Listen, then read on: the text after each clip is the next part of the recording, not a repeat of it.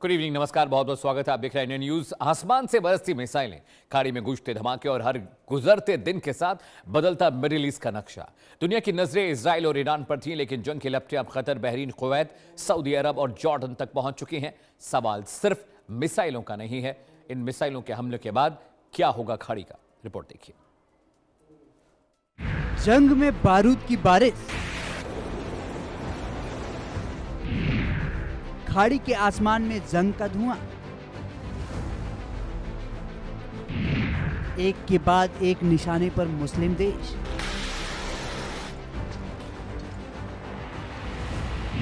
Middle east में जंग का नया मोर्चा।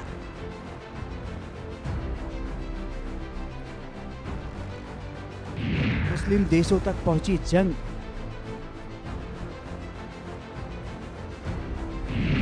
खाड़ी में बढ़ती तबाही की दस्तक। कतर से जॉर्डन तक बड़ा तनाव। शिया सुन्नी, जंग में बदला खाड़ी का रण।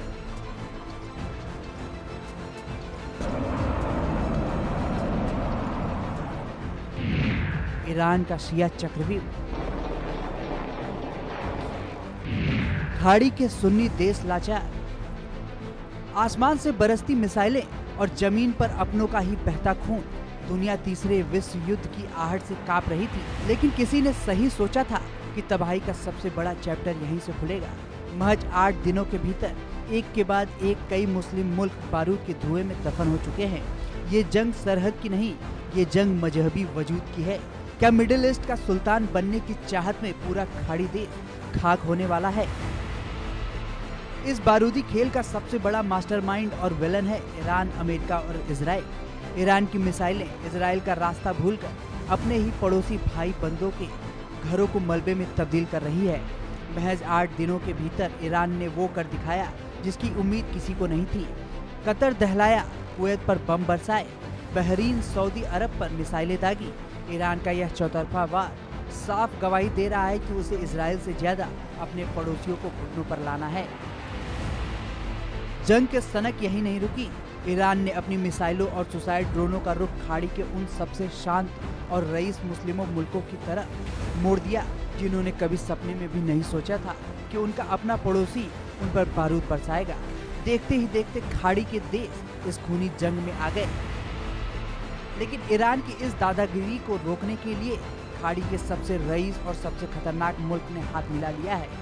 सऊदी अरब ने साफ कह दिया है कि पानी सिर से ऊपर जा चुका है और इस बीच एंट्री होती है पाकिस्तान की।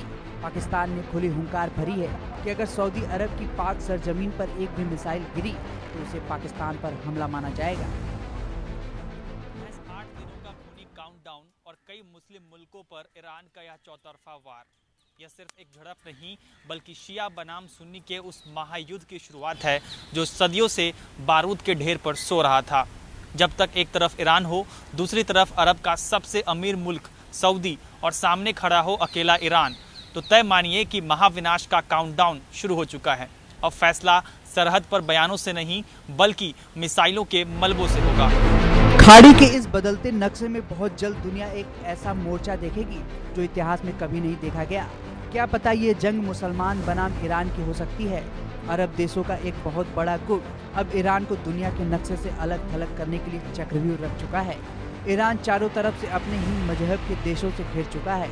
अगर यह बारूद फटा तो खाड़ी का भूगोल हमेशा के लिए मिट जाएगा। ईरान ने मुस्लिम देशों की धरती पर मौजूद अमेरिकी ठिकानों को भस्म करने का प्रण ले लिया है। कतर में अमेरिकी सैन्य ठिकानों पर ताबड़तोड़ मिसाइल और ड्रोन हमले किए गए।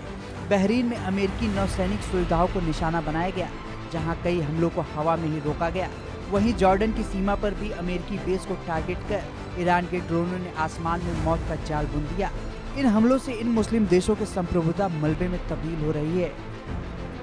तबाही का यह मंजर अमेरिकी ठिकानों तक ही सीमित नहीं रहा।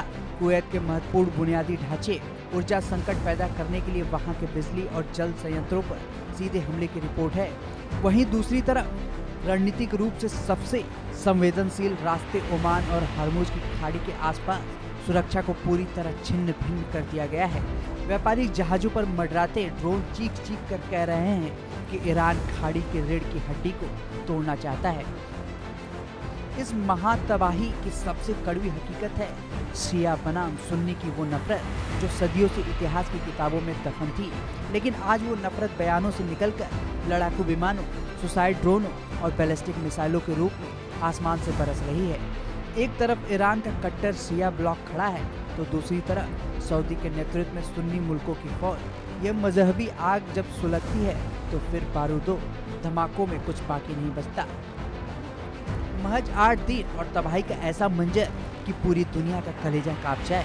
Qatar, Bahrain, Kuwait, Saudi, Jordan और ओमान एक के बाद एक मुस्लिम देशों की संप्रभुता को बारूद से उड़ा दिया।